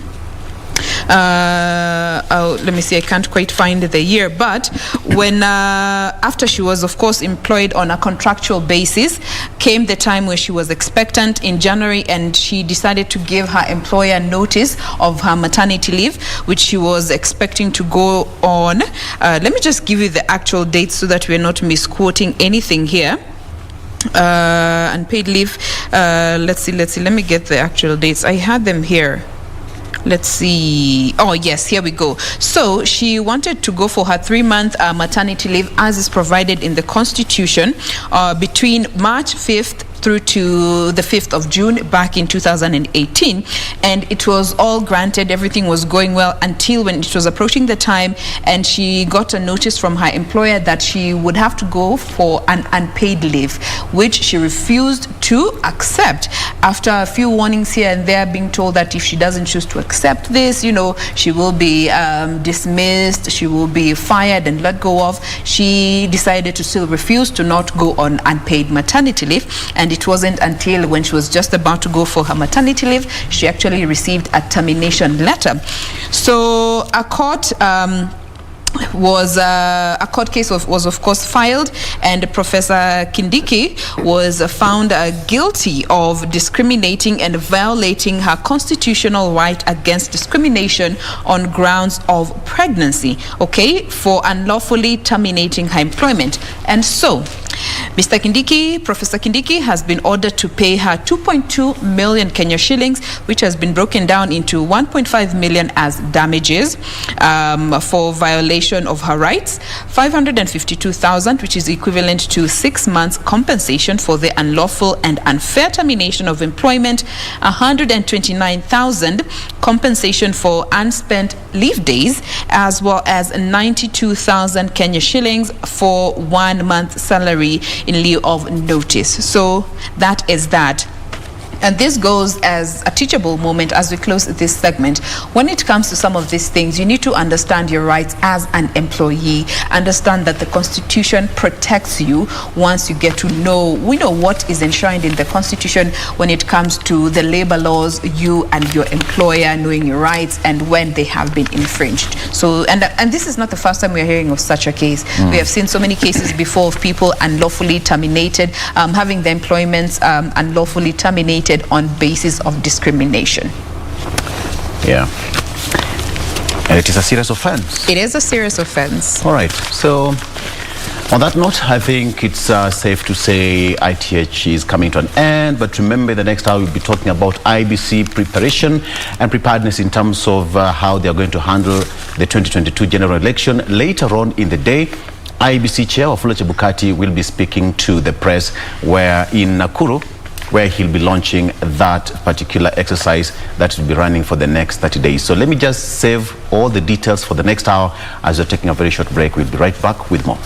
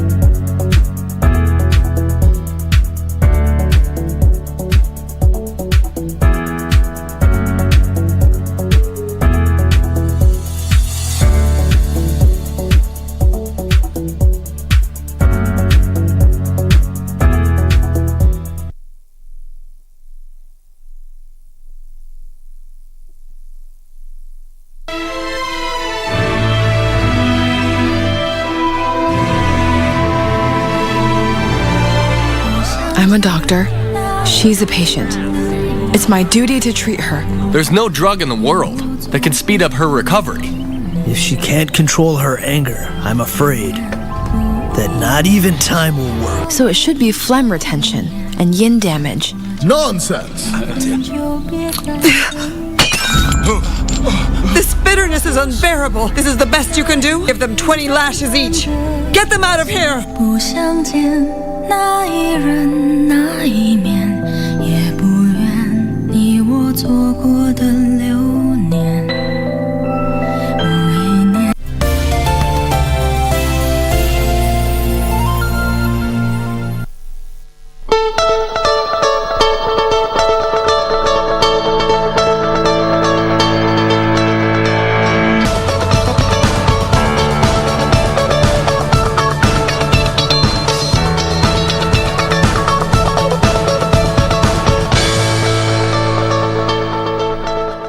Kagwe,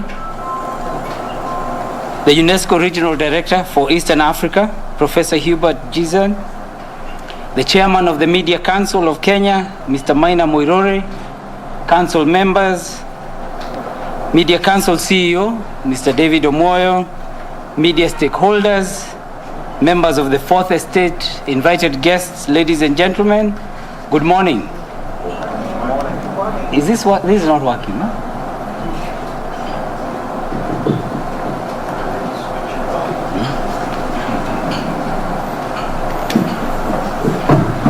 Okay, I think that's better. Good morning again. So it gives me great pleasure to be here this morning to witness the launch of the Media Council of Kenya, of COVID-19 Health Information Portal for the media practitioners. I will start by commending our media for their reporting and informing public on the COVID-19 pandemic, despite the many uncertainties and mysteries surrounding it. I must say that media outlets across the country have prioritized coverage of the pandemic, creating awareness and boosting the vaccination exercise. This has in turn contributed to the behavioral change amongst the population, resulting in a reduction of the infection rates. However, the ever-changing and sometimes unverified nature of COVID-19 information has left journalists and researchers with challenges in providing accurate information to the public. While the virus has negatively disrupted society, there are still many gray areas that have yet to be cleared. We have seen vaccine deniers who have peddled all manner of conspiracy theories about the vaccine, many bordering on the absurd. So I'm very happy today. We have our Chief Doctor of Corona, Honorable Mutahi Kagwe, and it's worth mentioning that even before this, he was Minister of Information, so he had the same position that I have today. So he's very experienced, and I think while vaccinating prisoners, I heard him mention something about transformers, and I'm hoping that today he's going to give us all that information, and you know, that can then be available on this portal to ensure that we will all understand the challenges.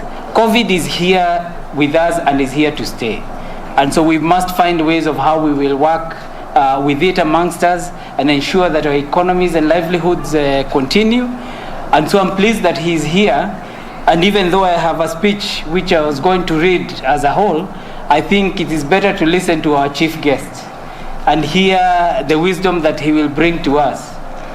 Mine will be first really to thank the media for really the effort that you have put in ensuring that as a country we've remained informed, and that even our practitioners are able to share the information and knowledge in the way that is required so that we make the right decision. I also want to thank the Media Council, who we now work very closely as government and are able to ensure that the Fourth Estate is also able to provide citizens with verified information.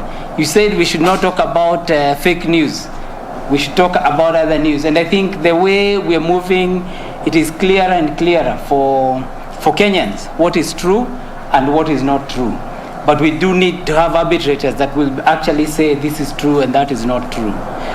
More importantly, we today as a country start the exercise of voter registration, the search for the 6 million young youthful voters who we encourage to go out there and actually register so that they can be able to participate in determining the destiny of our country.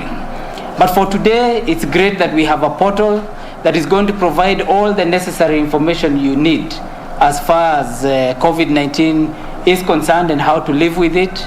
And we hope over time, even other pandemics, any other situations that come, will create more and more portals so that there is a central repository of the information. So let me end there, and really I'm looking forward to hearing Honorable Senator Mutahi Kagwe explain to us all the intrigues of Corona, and also his personal testimony, I hope, will be available on the website or the portal that is being launched. So please be upstanding. Let us welcome our chief guest, Honorable Senator Mutahi Kagwe, to address you.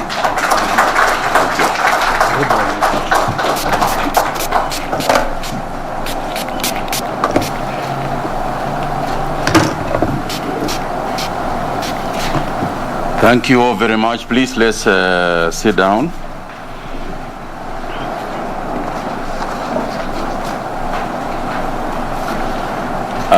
My brother and colleague,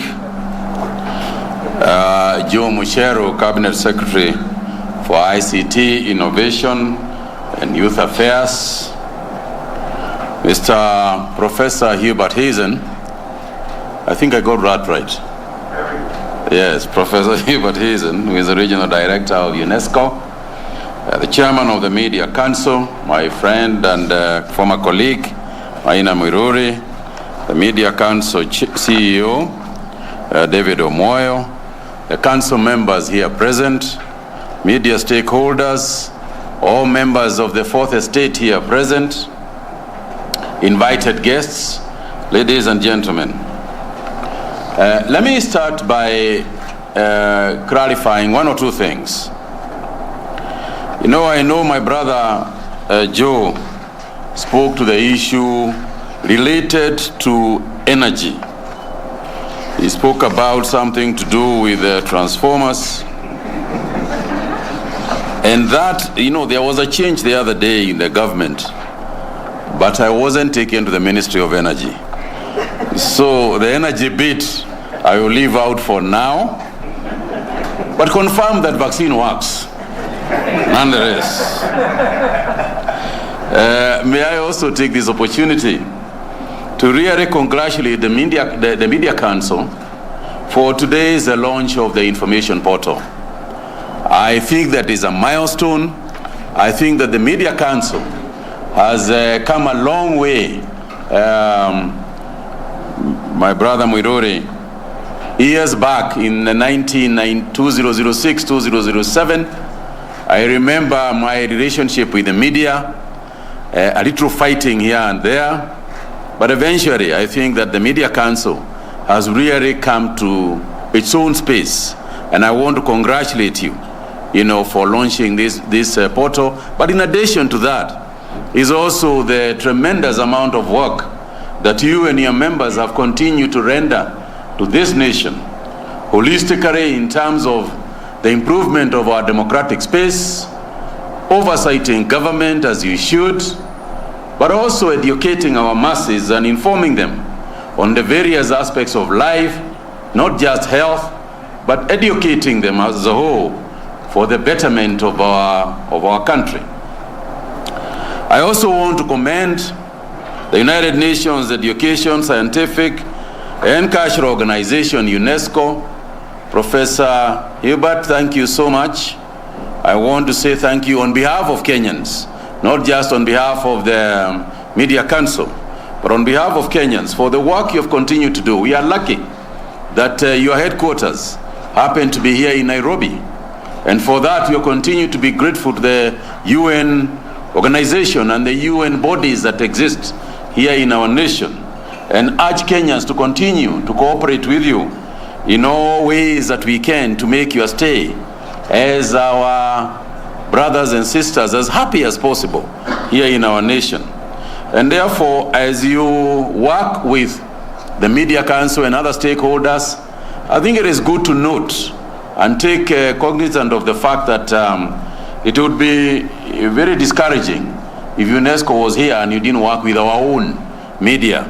The fortunate thing is that you do work with our media and through the Media Council, and we are excited and we are grateful and we are thankful that you have continued to do so, and we hope that the future can only be brighter.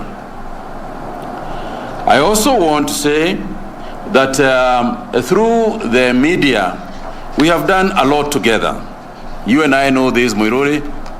We know that on the outbreak of the COVID-19, I wasn't any wiser than the next person about what this virus was going to be all about. You and I were in the same space, but we struggled on.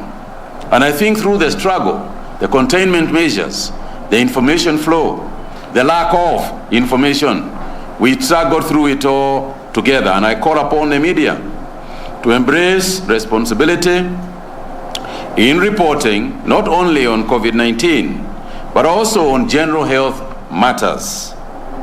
Biased reporting, as Professor you rightfully pointed out, does not only create despair among the population, but also builds mistrust with state intervention to contain spread of the disease. But you know, COVID-19 has had a unique way of handling its critics. You know, if you did a little research on this, you'll find that most critics, the highest critics of COVID-19, those who have been quoted extensively as saying there is no disease called COVID-19, those who have been quoted extensively as having said that the vaccines don't work, etc., etc., etc., have somehow found their way out of the scene. If you see what I mean. So this disease, as I said sometime in last year, somehow does not behave normally. And those who have treated it normally have unfortunately been treated by the disease very abnormally. And I think it is good to be on the right side of this one rather than on the wrong side. You know, and it's a funny coincidence, if one may call it so.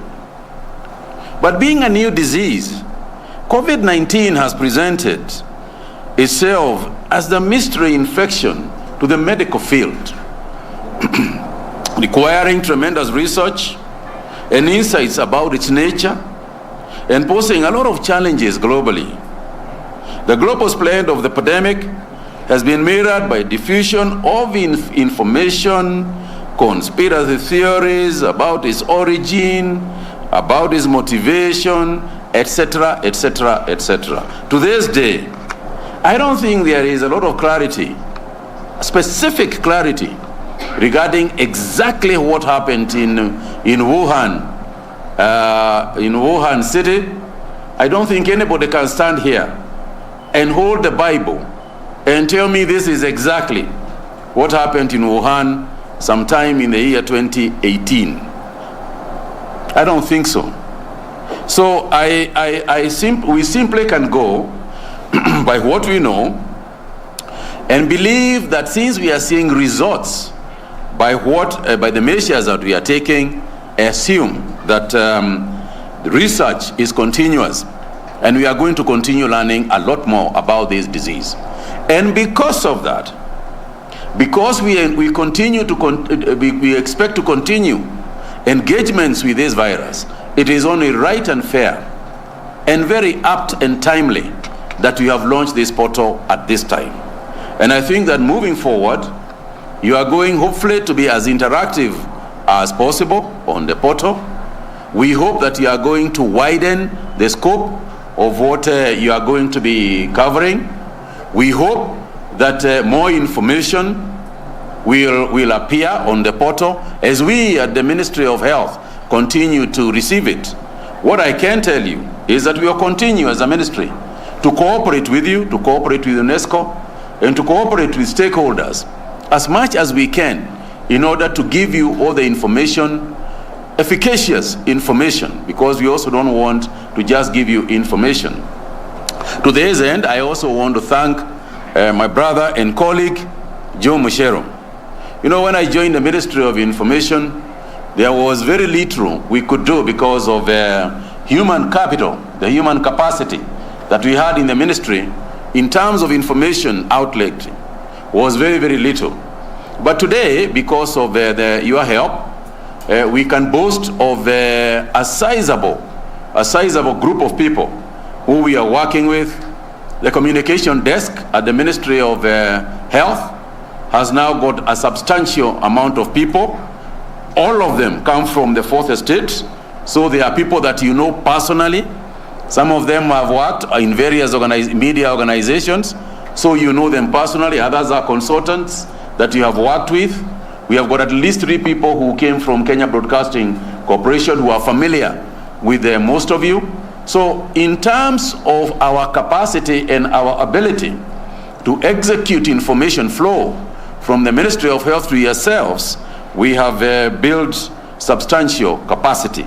And I want to thank the Ministry of Information for that assistance. Therefore, the pandemic requires effective and well-coordinated public communication to enhance public response and elicit cooperation. Particularly, the eliciting of cooperation is where it all lies. Because we have often said that by the end of the day, discipline in our communities is what is going to help us in this fight against the pandemic. But how do we create discipline? Discipline is created not just by stick. You know, I'm not one of those who believe that the only way you create discipline in society is by beating them up. You cannot create discipline by beating people up. You can create fear, and it doesn't last, and it is not healthy. It just makes the budget of the Ministry of Health more damaged. But what we believe in is that discipline should be created by information. We give people as much information as possible. We tell them the pros and cons of their activities and actions, and therefore, hopefully, elicit positive response from the community, which in turn helps us, not just in the Ministry of Health, but as a nation. An indisciplined society cannot make progress. An indisciplined society is a liability to itself. And therefore, the more information you give, the more discipline in behavior that we can create amongst our people, the better off we will be as a society. And the less it will require us to do a lot of things that we do. It will require us less policing and save revenue. It will require less medication and save revenue. And this is money that can be used in other spheres and aspects of our society. But information also should facilitate conversation around the measures the government is taking to cushion vulnerable communities against adverse socio-economic impacts. It is also critical that the voices of the most marginalized to be amplified, those likely to be impacted more and more adversely affected, and the burden and reduction of the burden of the pandemic. Analysis around the issues and the measures that are taken. What is the impact, for example, of kazi mitaani in our society? I still remember last year when everybody in the world was talking about shutdown. Let's shut down, everybody. In fact, a friend of mine, I remember in Runda, calling me about 4 times, sometime last year in May, and saying, Minister, you have to shut down Kenya if you are going to, and the Ugandans were calling us, and the Rwandese were calling us, telling us, shut down this place. And I went to the president, and I said, Your Excellency, how do we do this? And President Kenyatta said, every society must behave and manage this virus in the best way it knows how. And it is not a situation where one size fits all of them. And the question was, what is the nature of a shutdown in Kibera? What is the nature of a shutdown in Mukuru kwa Jenga? What is the nature of a shutdown in densely populated areas where you have got 5 people in a small room? And it became very clear to us that that is not what to do. Instead of shutting people inside the houses, on the contrary, we move people out of the houses. And that's how Kazi Mitaani was born.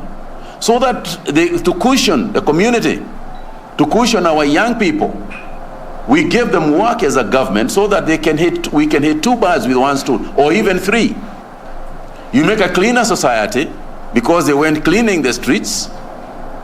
You save them from as much as a containment measure because they are not crowding themselves in a small room. But in addition to that, you also cushion them financially because we paid them to do the work of cleaning their own environment and their own areas. What's the impact of that? It would have been nice to see how the media, can be able to analyze that and just tell us. So it is now evident that strong, independent, and professional media can make a positive contribution in the realization of the containment measures being implemented by the government on COVID-19 through presentation of diverse opinions, ideas, discussions, and behavior change. And I can confirm, honestly, that there has been behavior change in our country. Nobody can deny that. I walked in this room, not one of you offered your hand. Not one of you said, "Hey, how are you, Waziri?" And gave me a hand. Even mine, I didn't. So, and the professor was what is it? Namaste. Nobody shakes hands anymore. If you don't think that is behavior change, when we know that we like shaking hands, even as we sit, you shake hands.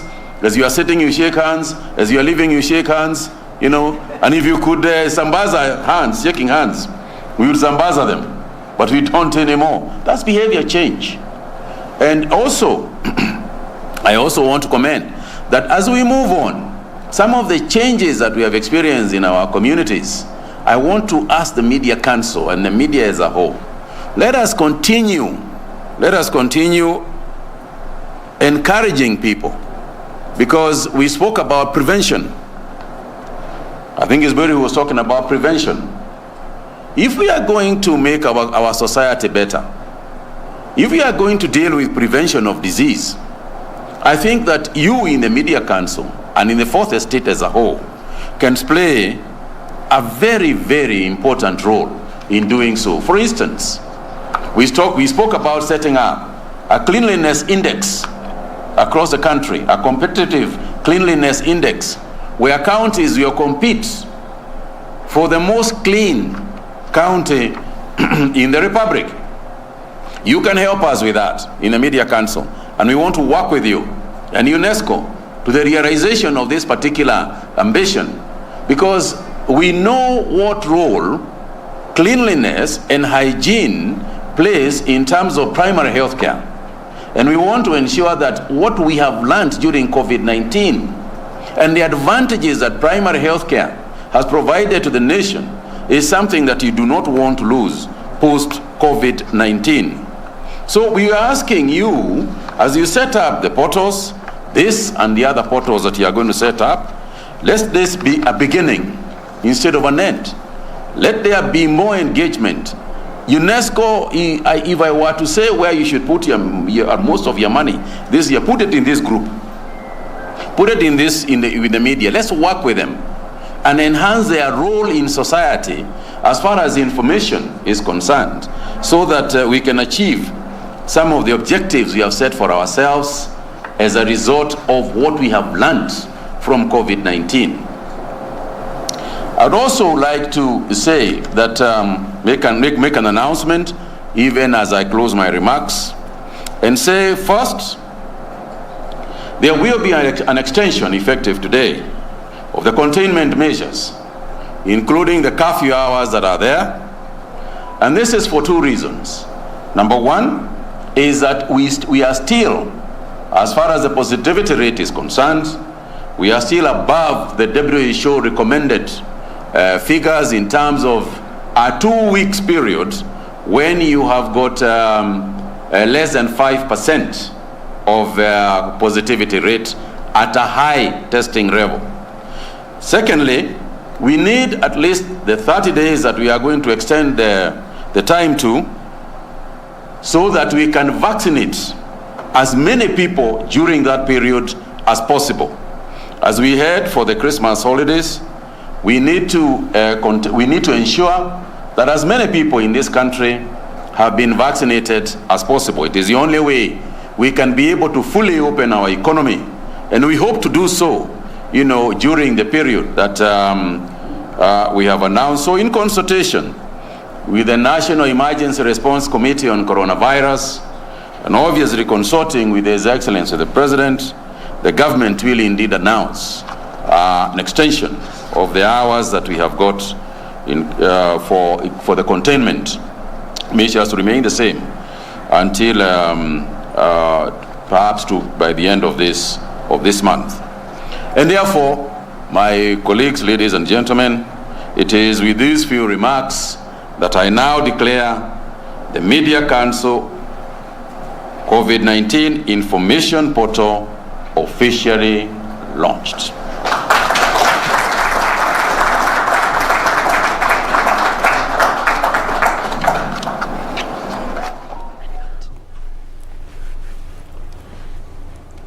To show us something, what we are launching.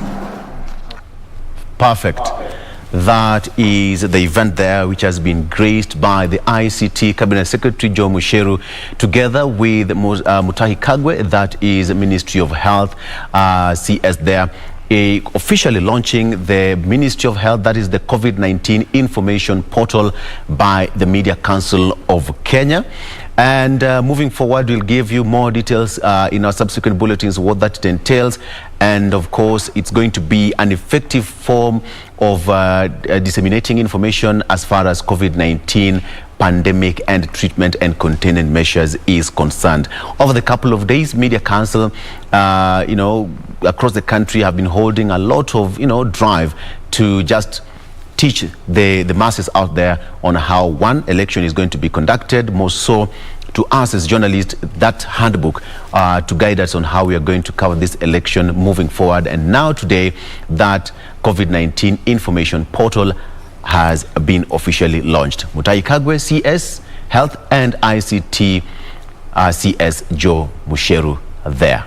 Okay, so it's a perfect point to say Erokamano for watching the show. It's been an amazing, amazing day. I'm not alone. Starting from the other side. But I think that it's a good drive by the Media Council of Kenya. I mean, since the inception of COVID-19, we've been hearing a lot of misinformation, people not understanding even what to do, some saying, so it's actually a good drive what the Media Council of Kenya is doing in respect to COVID-19. And again, not forgetting the elections. I mean, we're just like 10 months away, so much of what we need right now is sensitization and proper sensitization for people to make informed decisions on whatever it is that they need to decide on. So clearly it's a good drive. Yeah. Absolutely. And this is very timely. Remember last week we had this conversation exactly on Morning Kenya. If you missed it, I'm sure it's on our YouTube channel, that is KBC Channel 1 shows. You can be able to go and watch it, get to hear the conversation from our political journalist. We had one of our old John Jacob Kire joining us for that discussion. Thank you so much. We appreciate you for being with us. Maybe Victor Tatufungia. Oh, okay. Being the man of the house, okay, let me just say thank you so much for okay, on behalf of the crew and of course Regina, who is not here with us already, we just say thank you. Tomorrow is another day. We'll be talking more politics and more politics. Asante sana for watching. Have a good day. My name is Victor Low, and on behalf of the entire team, have a good day. Bye-bye.